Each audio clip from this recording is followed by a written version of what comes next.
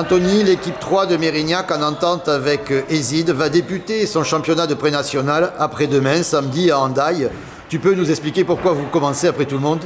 Alors bonjour à tous, alors, on commence le championnat un petit peu de manière particulière on va dire, dans le sens où l'équipe a été créée assez tard, où on a appris que par rapport à la chute de Mérignac de LBE à la Nationale 1 et du coup la Nationale 1 Nationale 2, en fait les filles qui étaient prévues pour l'effectif pré-national se sont retrouvées en Nationale 2 et du fait qu'on avait déjà une entente en plus 16 départementale avec Ezine, il a été convenu qu'on crée une équipe pour pas perdre le niveau de la pré-nationale avec l'équipe du club et pouvoir engager une équipe à ce niveau-là pour permettre aux filles d'évoluer au plus haut niveau régional.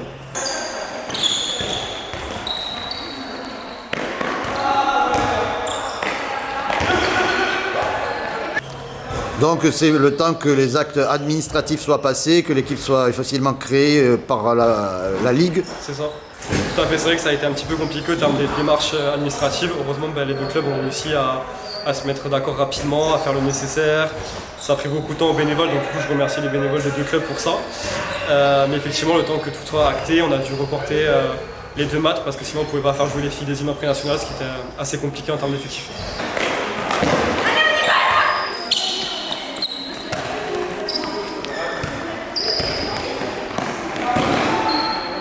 Tu te retrouves avec une équipe qui était préparée pour de la départementale, qui se retrouve en régionale. Comment tu as fait la préparation? Alors c'est vrai que la préparation a été un peu échancrée et pas adaptée au niveau auquel on va jouer. Effectivement, on avait prévu d'avoir deux équipes en départementale. On se retrouve en pré-national, donc on a dû durcir un peu plus les entraînements, mettre un peu plus d'intensité et faire en sorte que les filles soient prêtes avec un groupe très très jeune et inexpérimenté à ce niveau. Sur quel point fort tu as fait travailler les joueuses? Sur le point fort, notre projet de jeu il est un petit peu commun à Mérignac à Ezine depuis de nombreuses années, c'est-à-dire une grosse défense très très forte et une montée de balle rapide avec un minimum de dribble sur le jeu rapide.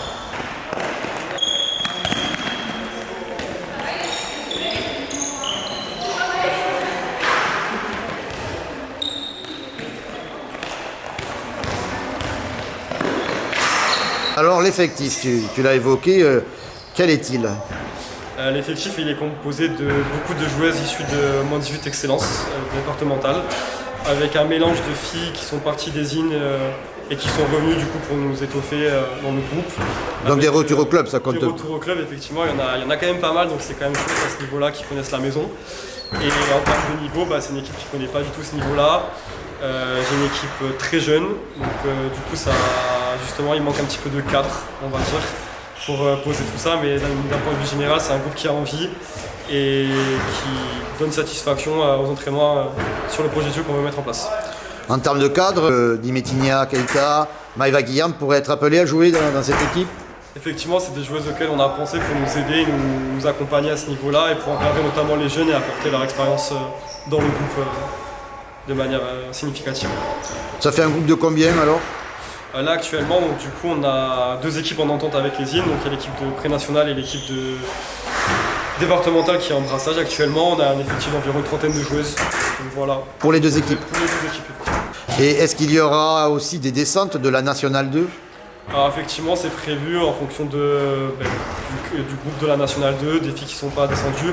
Parce qu'en Nationale 2, il y a la règle de ne pas avoir plus de 4 joueuses de plus de 22 ans. Donc ce qui n'était pas prévu non plus effectivement dans l'équation, ce qui fait qu'on va souvent récupérer potentiellement des joueuses âgées de plus de 22 ans en tout cas avec nous pour toujours pareil accompagner les jeunes dans l'optique de bien figurer dans le championnat.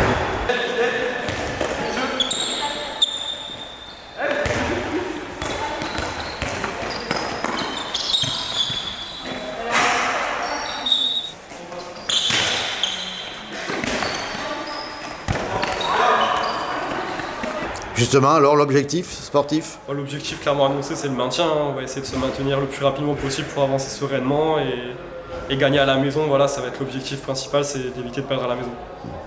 Et puis il va y avoir une partie formation? C'est ça, une partie formation pour les jeunes qui vont découvrir du haut niveau avec des équipes très costauds du Pays Basque ou même des équipes plus locales comme Canéjan qui jouent pour moi la montée cette année. Donc ça va être très intéressant et un beau challenge pour les jeunes. Elles ont pu avoir des matchs amicaux de préparation? On a fait des tournois amicaux, notamment à Gonpontour. On a affronté une réserve de N2 féminine d'Angoulême et Gonpontour. où on a réussi à rivaliser sur les premières mi-temps, mais sur les deuxièmes un peu plus compliqué, notamment sur l'aspect physique et sur l'aspect technique aussi, on a un petit peu plus de difficultés. Mais on a tenu la première mi-temps, donc on va s'appuyer sur ça pour bien travailler.